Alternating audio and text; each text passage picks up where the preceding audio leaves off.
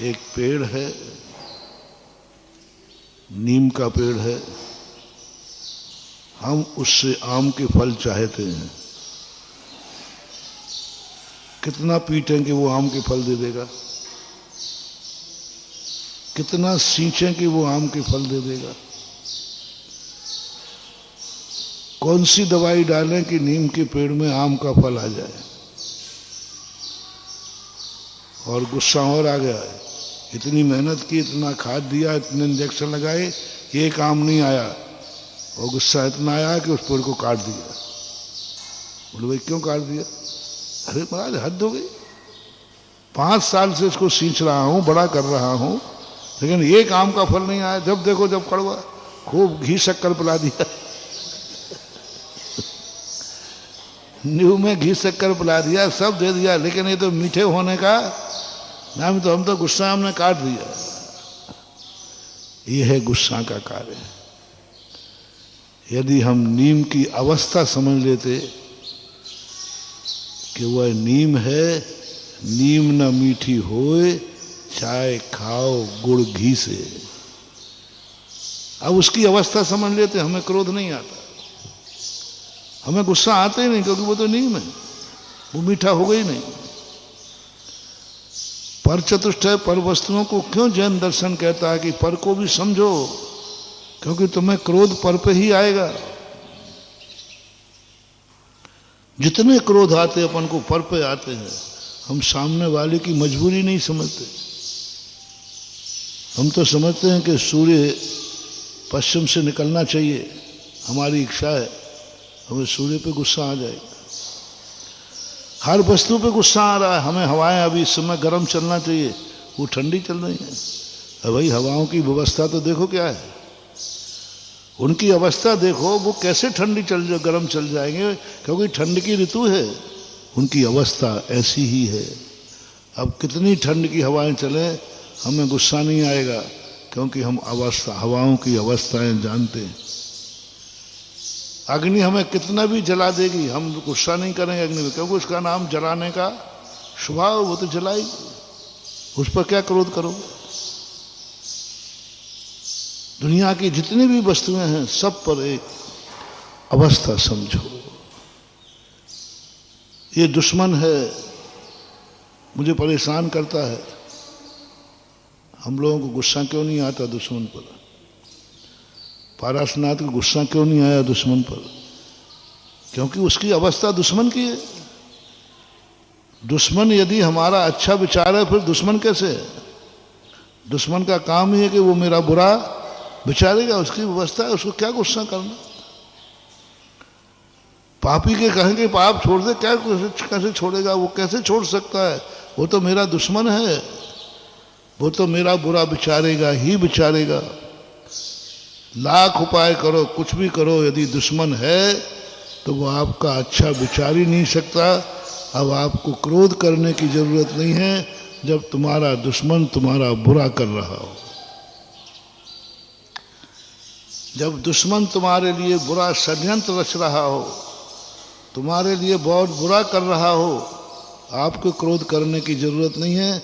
आप तुरंत मन से कह दीजिए दुश्मन की व्यवस्था यही है, दुश्मन की अवस्था भी यही है, वो तो बुरा विचारेगा। यदि बुरा विचार नहीं विचारे तो वो दुश्मन काहेगा। एक व्यक्ति ने कहा, बोले महाराज जी, एक आपका भक्त है जो मेरा परम दुश्मन है। मैंने क्या करता है? अरे महाराज बहुत बुरा, वो मेरे मन में बहुत बुरे विचार करता है, हर कार्य में अड़ंगा डालता है, हर जगह हमारी शिकायत करता है, चैन से ना सोने देता है ना खाने दे, 24 घंटे परेशान करता है। मैंने कहा वो कौन है तुम्हारा? बोले महाराज मेरा तो कट्टर दुश्मन है, कट्टर, लेकिन वो आपका भगत है। तो मैंने कहा यदि मेरा भगत होगा, वो तुम्हारा दुश्मन है ना, तो वो सही कर रहा है, वो सही कर रहा है। मैं किसी को गलत रास्ते पर नहीं ले जाऊंगा। यदि वो तुम्हारा बुरा नहीं विचारेगा तो वो तो गलत रास्ता है, क्योंकि वो दुश्मन है। यदि मेरा भक्त है तो फिर तो और सही है, और मेरे से आगे पूछेगा तो मैं और कहूँगा कि अभी तो कम कर रहा है, थोड़ा और ज़्यादा बिगाड़ उसका। मैंने कहा मेरे चक्कर में मेरे पास आएगा तो मैं कह दूँगा अभी थोड़ा बहुत तू कम कर रहा है, ऐसा निपटा कि पूरे ही निपट जाए। महाराज जी हम तो आपसे बड़ी उम्मीदें लेके आए थे कि आपका भक्त है, आप समझा दोगे। मैंने देखो मेरे से गलत कार्य मत कराओ। महाराज मुझे गाली देता है वो, आप बंद कराइए। नहीं नहीं नहीं, मेरे से गलत बात कराओ। हाँ ये कहो कि मेरा दुश्मन है, हम 2 गाली और ज़्यादा दिलवाएंगे, ये काम मेरे से हो जाएगा। मैं गलत काम नहीं कर सकता, क्योंकि मैंने सारे पुराण पढ़े हैं, सारे रास्ते जानता। मैं नहीं कहूँगा वो ठीक कर रहा है, वो सही कर रहा है, शास्त्रों के अनुसार कर रहा है। दुश्मन को गाली देना वैलिड है,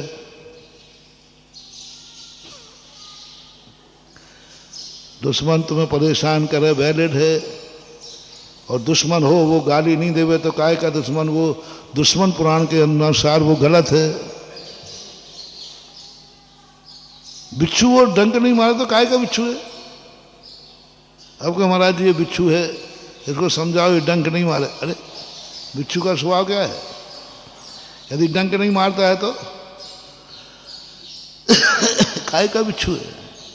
दुश्मन है वो, दुश्मन तो बुरा विचार नहीं चाहिए, वो सही कर रहा है। अभी कम कर रहा होगा तो और ज्यादा करना चाहिए, मैं उसको और सलाह देंगे। महाराज जी हमें बात समझ में नहीं आई, हम तो बड़ी उम्मीद से आए थे। तुमने कहा भैया तुमने गलत नंबर डायल कर लिया। हाँ अब वो आएगा तो मैं कहूँगा क्यों रे 2 ही गालियाँ दे के क्यों ले जाता है, दिन भर गालियाँ दे उसको। बुरा विचार जितना निपटा सके निपटा। ध्यान रखना जब भी मौका मिले उसको परेशान करना है। मेरे भक्त सुन रहे हो ना, जो कोई तुम्हें दुश्मन माने उसको जम के परेशान करना। क्योंकि दुश्मन पुराण में लिखा है। कौन से पुराण में? हाँ दुश्मन पुराण कहीं बाजार में नहीं मिलेगा, वो मेरी दुकान पे मिलता है। नहीं तो तुम कोई लाइब्रेरी में पहुंच जाओ, महाराज जी कौन से आचार्य महाराज का है, कौन से कहाँ से प्रकाशित हुआ है, वो कहीं नहीं लिखेगा, वो तो सुधार सागर की डायरी में लिखा है। और तुम्हें ये मालूम है मेरी डायरी में आगम से बाहर कोई बात होती ही नहीं है। शास्त्र में लिखा है कि दुश्मन वही है जो निरंतर बुरा विचारता है। दुश्मन का लिखा है कभी दुश्मन पर विश्वास नहीं करना, कभी कल्पना मत करना कि दुश्मन कभी तुम्हारा अच्छा भी विचार कर ही नहीं सकता। कभी विश्वास नहीं करना दुश्मन के ऊपर, क्योंकि वो कितना भी मीठा हो जाए वो एक ना एक दिन अपनी दुश्मनी बन जाएगा।